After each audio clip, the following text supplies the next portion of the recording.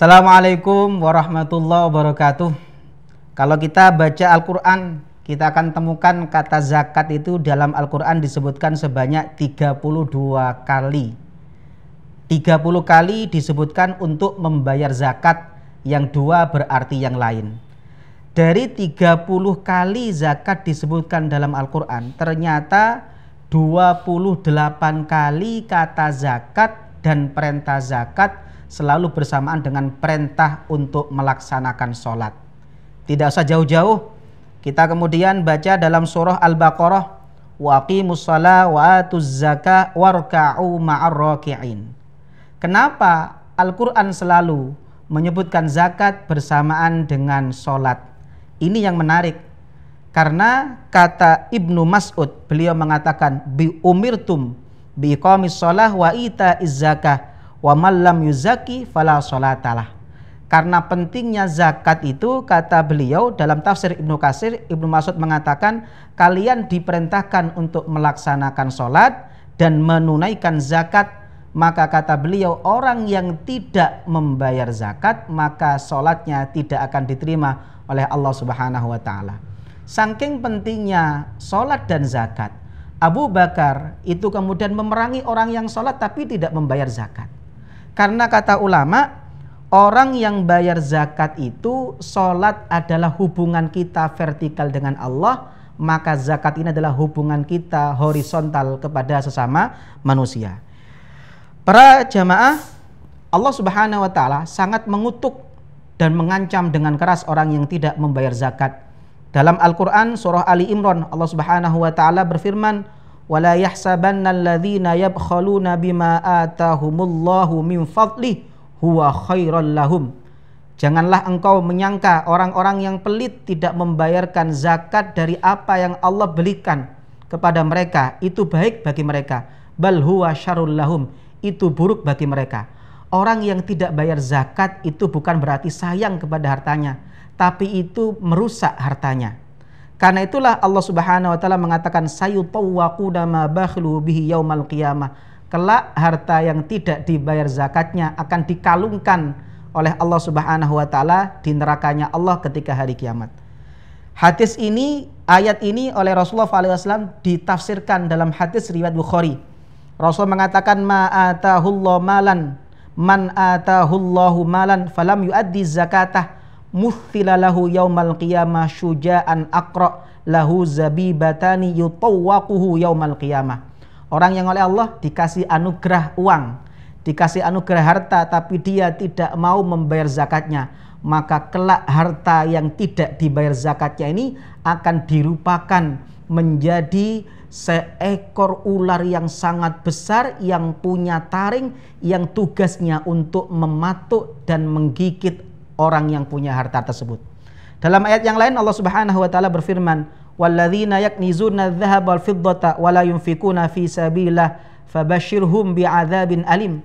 Orang-orang yang tidak mau membayar zakat, dia mau menumpuk menimbun emas dan perak saja, maka kata Allah, berilah kabar gembira berupa siksaan yang sangat menyakitkan. Yauma yuhma 'alaiha fi nari jahannama fatukwa biha jibahum wa junubuhum wa dhuhurum. Kelak zakatnya akan dilupakan, uang-uang yang tidak dibayar zakatnya, emas-emas dan kekayaan yang tidak bayar zakatnya akan dirupakan menjadi setrika-setrika yang akan menyetrika dahi, punggung dan perutnya sampai dia kemudian di dalam neraka sangat tersiksa. Maka para jamaah yang saya hormati, Allah Subhanahu wa ta'ala memberikan kepada kita kewajiban. Allah tidak minta banyak. Dari sekian harta yang Allah berikan, Allah hanya minta 2,5%. Tidak banyak. Untuk apa kita kemudian mengingkari kewajiban Allah yang sangat sedikit tersebut dibandingkan apa yang Allah berikan kepada kita? Makanya Rasulullah SAW mengatakan zakat itu seperti kotoran. Rasulullah SAW mengatakan inna hadhis shadaqah innama hiya awsakhun nas. Orang-orang yang membayar zakat itu seperti orang yang membuang kotoran-kotoran yang ada pada hartanya. Tubuh kita kalau bisa makan tapi kemudian yang tersisa dari makanan yang diolah itu menjadi kotoran, kalau tidak kita keluarkan akan bahaya.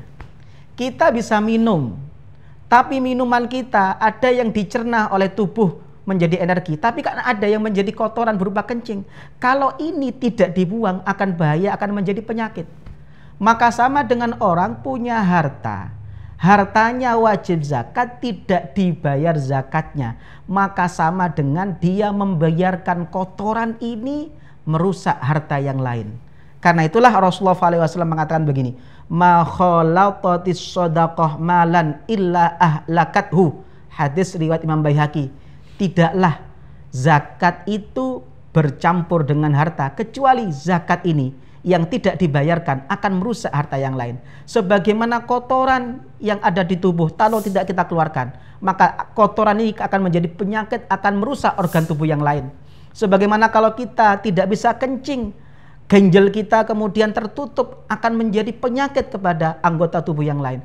Maka kalau kita sayang kepada harta kita, bayarkan zakatnya, karena zakat inilah yang akan membersihkan kotoran dan menyelamatkan harta kita yang sisa. Makanya para jamaah yang saya hormati, kalau kotoran ini tidak dibuang, maka yang terjadi adalah satu, hilangnya berkah. Betapa banyak kita melihat orang-orang kaya hartanya tidak sampai kepada anak dan cucunya, karena oleh Allah Subhanahu wa taala dihilangkan keberkahannya, dirusak hartanya karena ada zakat yang tidak dikeluarkannya. Maka para jamaah yang saya hormati, Rasulullah mengatakan ma mana'a qaumun az-zakah illa ibtalahumullah bisinin. Hadis riwayat Imam Tabrani. Andaikan satu kota, satu negara tidak ada yang membayar zakat, maka Allah akan menurunkan kepada mereka marah petaka, bencana, dan musim-musim paceklik yang akan menghancurkan harta mereka. Dalam hadis yang lain Rasulullah mengatakan lam yamna qaumun zakata amwalihim illa muni'ul qatra minas sama. Hadis riwayat Tabrani.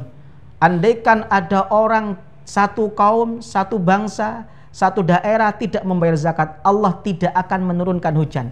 Walau lal bahaim lam yumtaru. Allah menurunkan hujan itu hanya gara-gara kasihan kepada hewan-hewan, bukan kasihan kepada orangnya.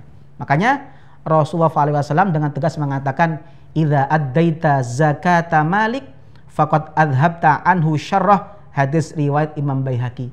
Orang yang membayar zakat maka dia sama dengan orang yang mencintai hartanya, menyayangi hartanya, karena dengan zakat yang dikeluarkan dia akan mengeluarkan keburukan-keburukan dari hartanya, sehingga hartanya oleh Allah Subhanahu wa taala diselamatkan dan dia kelak akan dimasukkan surga karena telah melaksanakan kewajiban-kewajiban yang telah ditentukan oleh Allah. Semoga bermanfaat dan semoga kita menjadi orang-orang yang mampu menunaikan zakat harta kita. Amin ya rabbal alamin. Assalamualaikum warahmatullahi wabarakatuh.